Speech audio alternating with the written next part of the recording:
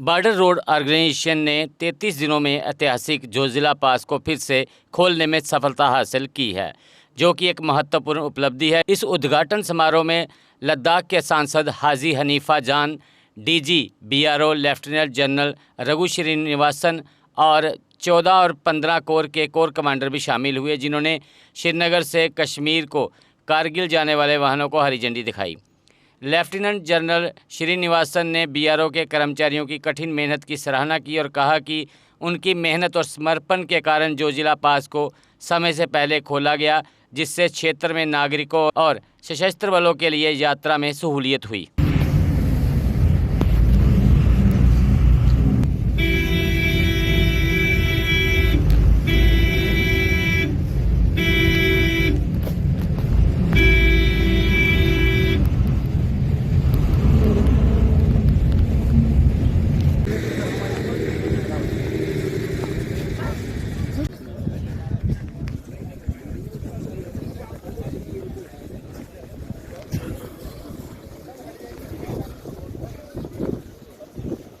Media वाले तो ऐसे हमारा ना मोदी जी ने बहुत ज़बरदस्त क्या लिया।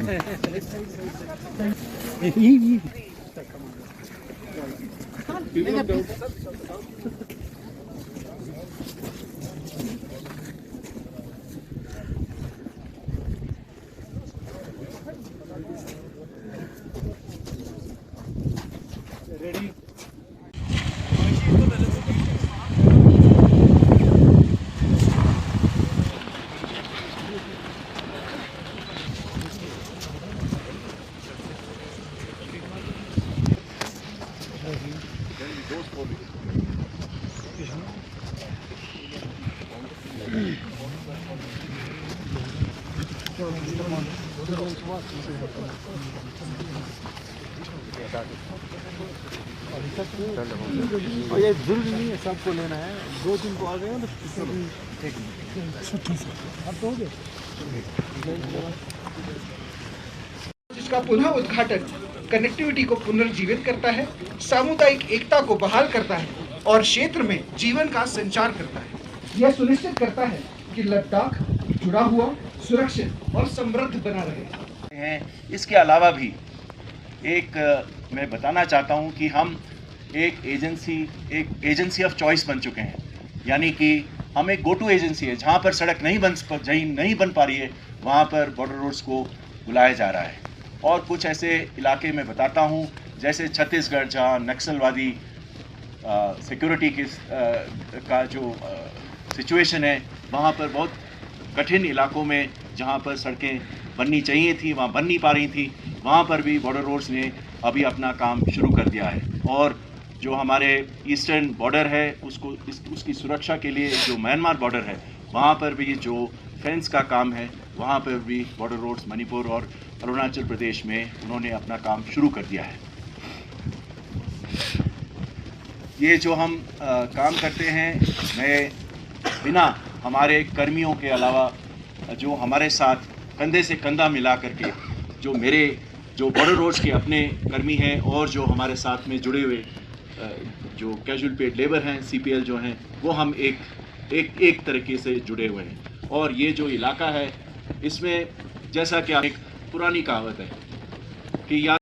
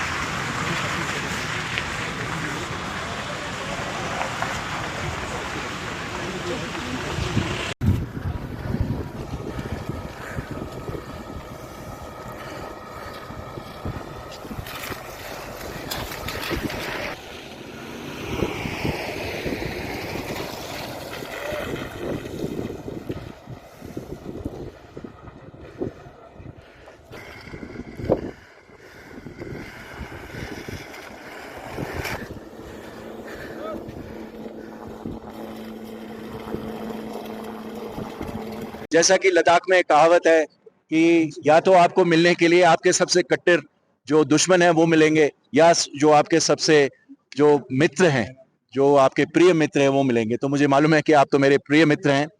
ये आज एक बहुत ही शुभ घड़ी है जो हम BRO ये ज़ोजिला पास हम खोल पाए हैं, और जो रक्तपेशी है, जो हमारी जो जीवनदायी आर्टीरियल रोड है जो कनेक्ट करती है भारत के मेनलैंड श्रीनगर से आगे जाकर के कारगिल और लेह के लिए जो जाती हुई सड़क है, ये आज 33 दिन के अंदर एक रिकॉर्ड कीर्तिमान स्थापित हुआ है, जिसमें हमने बर्फ को खोला है। दिन रात मेहनत करके ये ज़ोजिला पास खुला है।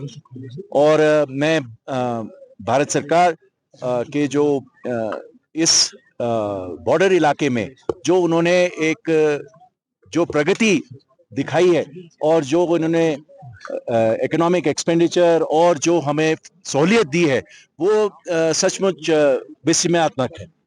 इससे पहले कभी बॉर्डर एरियाज में इतना इंफ्रास्ट्रक्चर डेवलपमेंट देखने को नहीं मिला है।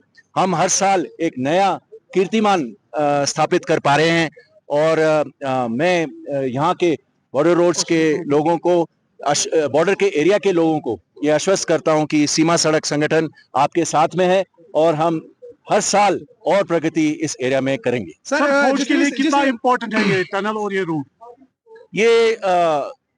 ये तो सभी को मालूम है कि ये सामरिक दृष्टि से जो कारगिल और लद्दाख का जो इलाका है, ये तो हमारे पूरे इतिहास में ये हमेशा सामरिक दृष्टि से बहुत ही इम्पोर्टेंट है। तो इसकी कनेक्टिविटी जो है, मतलब इसमें जो यातायात बहाल करने की जो सुविधा है, ऑल वेदर कनेक्टिविटी है, ये सामरिक दृष्टि से बहुत ही इम्पोर्टेंट है, क्योंकि ये ऐसा कभी भी नहीं हो सकता कि ये कभी कट ऑफ हो जाए और हम इस एरिया को हम जो इम्पोर्टेंस है वो ना दे पाए। Sir, this was the first time that the highway has been ये मतलब ओपन रही लगभग 25 फरवरी तक, और क्या ये BRO के लिए माइलस्टोन था कि मतलब इतनी देर तक ये हाईवे ओपन रहना? देखिए, हर साल हम चाहते हैं कि ये हाईवे कम से कम बंद रहे, और हमें भी मालूम है बोथ फ्रॉम स्ट्रेटेजिक पर्सपेक्टिव और and from the economic perspective for the civil administration and the people कि ये हाईवे खोल करके रखें। पर एक और बात भी है कि कितनी बर्फ भी पड़ती है और कब बर्फ पड़ती है, ये भी एक इशू है। अगर बर्फ जनवरी के महीने में ज्यादा पड़ जाए तो इसको खोलना उतना ही मुश्किल होता है, क्योंकि बर्फ फिर जम जाएगी। तो हम अपना काम जैसे ही बर्फ बंद होती है, हम अपना काम शुरू कर देते हैं, और अपने पूरे विमेन विगर हमारे पास अभी सबसे मॉडर्न मशीनरी है। पर मशीनरी के अलावा जो हमारी जो एंथुजियाज्म है, जो हमारा जोश है, वो इन पहाड़ों से भी ऊंचा है। तो हम चाहते हैं कि हर साल हम ये एक आपस में जो हमारे दोनों प्रोजेक्ट हैं, एक श्रीनगर की तरफ से, एक लेह की तरफ से, एक विजयक और एक ये हिमांत जो है, ये आपस में कंपटीशन करती है कि ऊपर पहले कौन पहुंचेगा। तो इसी जो उमंग है और ये जोश है, इसके कारण ही ये जो इकोनॉमिक लाइफलाइन है, जो हमारा ये नेशनल हाईवे है ज़ोजिला से गुजरता हुआ, ये हम खोलने की कोशिश करते हैं। How many challenges facing by the BRO during the snow clearance operation of this strategic Zojila route?